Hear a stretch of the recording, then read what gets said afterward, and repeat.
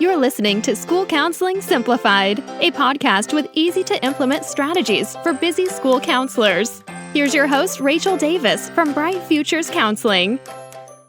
Raise your hand if you're ready to finally stop taking work home with you and actually start taking a lunch break. Or spend more time helping students, the reason you got into this profession, and less time doing stuff like bus duty. And if you're ready to finally use data to showcase the importance of your program and the progress your students have made.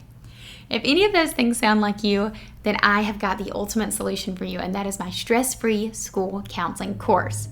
Now you may be thinking, wait, you've talked about this before. I have. So my stress-free school counseling course used to only be launched a few times a year, but now it is available all year long. And it is at a discounted price. This is perfect if you're the counselor who wants to work through it at your own pace. If instead of going through with a cohort and doing things together, you want to get to it when you can because you have a busy schedule. But first, let's see if you're even the right fit. Does this sound like you? You're a new counselor who wants to get started on the right track and not make mistakes and then redo things later. Or maybe you're a veteran counselor and you're feeling burnt out. Or maybe you're just a counselor who feels overwhelmed and stretched too thin. It's so hard to do all the things at once. Or maybe you're a counselor determined to change your program from reactive to proactive. Well, you're in the right place. Stress-Free School Counseling is totally for you. It's a 5-module digital course. So what that means is you get to watch video modules of me talking to you, just like I do here on the podcast, and teaching you in different areas like scheduling, organization, data collection, advocating for your role, and handling pushback. If this sounds like something you may be interested in, if you're a lifelong learner and can't wait to improve your counseling program, you're going to love this. And of course, it's stress-free. Head over to stressfreeschoolcounseling.com/enroll to get started today. Hey there, thanks for listening to another episode of School Counseling Simplified. So it is November, can you guys believe it? As the holidays are approaching and fall is here, it's kind of a fun time of year. But I know you're probably crazy busy too, as always. So that's why I wanted to provide you with these 5 key areas that if you focus on, I think you're going to see big results in your counseling program. And those areas are scheduling, organization, data collection, advocating, and handling pushback. So there just happens to be 5 weeks in November, so it's perfect timing, or 5 Tuesdays in November rather. So each week we'll be touching on one of these different areas. So to get started today, let's go ahead and dive in with scheduling. Now, I did a training recently where I shared all about one of my favorite scheduling tools. And you may be thinking, oh, scheduling tool, that sounds boring. Is this like a calendar or a planner? But it's not. It's actually a team at your school that you're going to build to make your schedule so much easier. It's a crisis response team. And so I'm going to show you how you can create a crisis response team protocol at your school. Like I said, I have a training I recently did on this, so I'm going to play that, and then I'll touch back with you guys at the end of the episode. Okay, talk soon. First up, the secret to creating a stress-free schedule is to establish a crisis response team protocol. Now, you may be thinking, what is a crisis response team protocol? Well, a crisis response team protocol divvies up the responsibility of responding to crises to a group of specialists. This way, you, the counselor, aren't the only one responsible for putting out fires. So I know a few of you said you could relate to that constantly putting out fires and being stretched too thin feeling. This is for you. So let's talk about the terminology a bit to clarify. So we have the team and then we have the protocol. So the team consists of people who can help when a student is in crisis. So some potential team members could be specialists like the school psychologist, the principal, maybe an instructional coach, a SLP, behavior specialist. I want you to think about people in those specialty roles. Not that a teacher wouldn't be great at this, but teachers typically have more of a strict schedule and wouldn't be able to assist with this.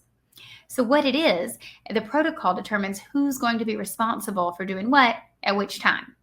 So you're going to map out the day and assign different people different times that they're responsible for.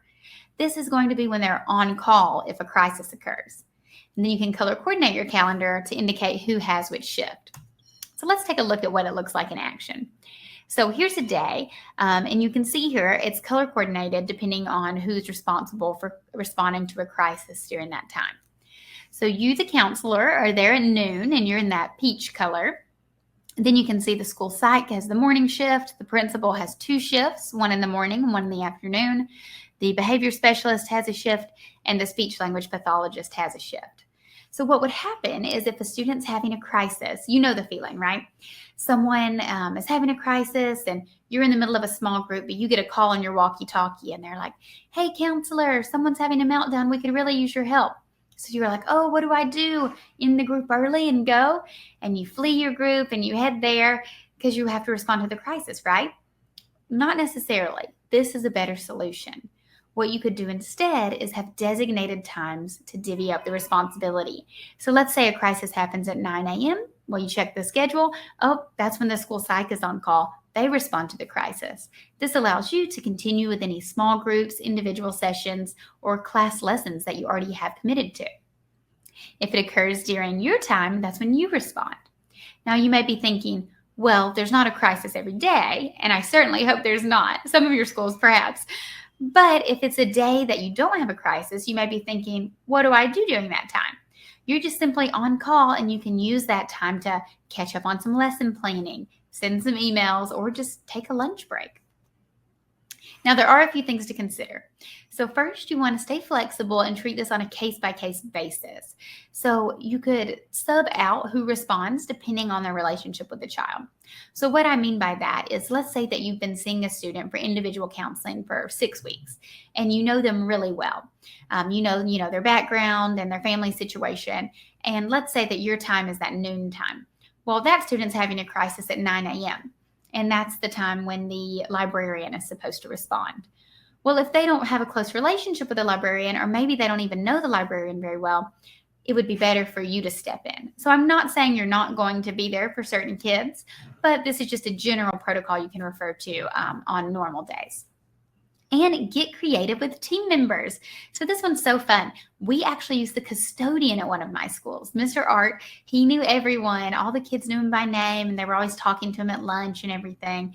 So he had a great relationship with the kids. So he was someone we wanted to be on our crisis response team.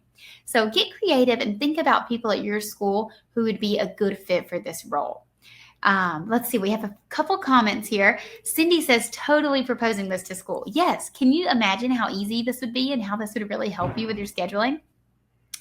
Dahlia said, I'm having this in school and it works out quite well. Oh, amazing. You're already doing it. Nicole loves the idea. So everything I'm teaching you tonight will help you impact more students and get the recognition you deserve. So let's talk about how. How does this help more students? Well, not only are you ensuring that the student in crisis is getting the help that they need, but you're certain that you're not going to miss out on any scheduled class lessons, small groups, or individual sessions. And this advocates for your position because you get to appear more reliable and responsible by keeping your commitments to students and teachers. You've likely been there. I know my first year, I was late to a class lesson because I was responding to a crisis, and the teacher was very upset and disappointed with me. And then she was like, I don't want to do any more lessons. I looked flaky. I was all stressed.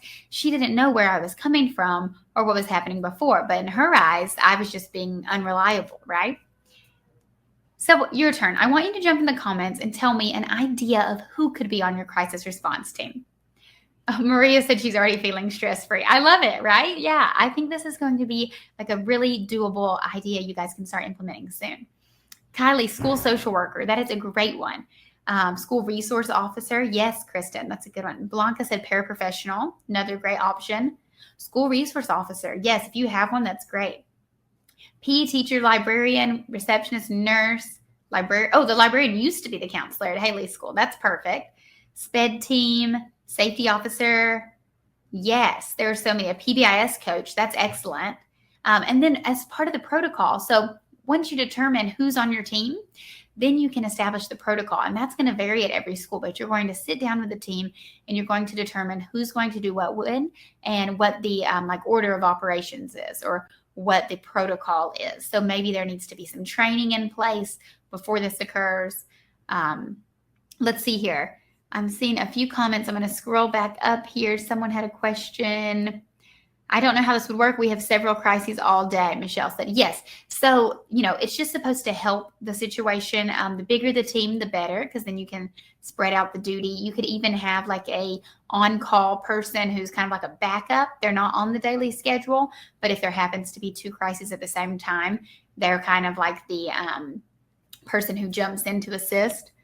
Let's see here. I'm seeing the receptionist or front office person. That's a great person because they usually are like the first face you see when you walk in the door. They usually have a lot of background on the families and they know the kids. School social worker, head of the school principal, 3 of them. Yeah, and if you have a team of counselors, that's ideal, right? Multiple counselors can divvy up the day. When I created this, I was the only counselor. Dean, social worker, would a PE coach be a good suggestion? Yeah, absolutely. Get creative. I mean, anyone can really do this.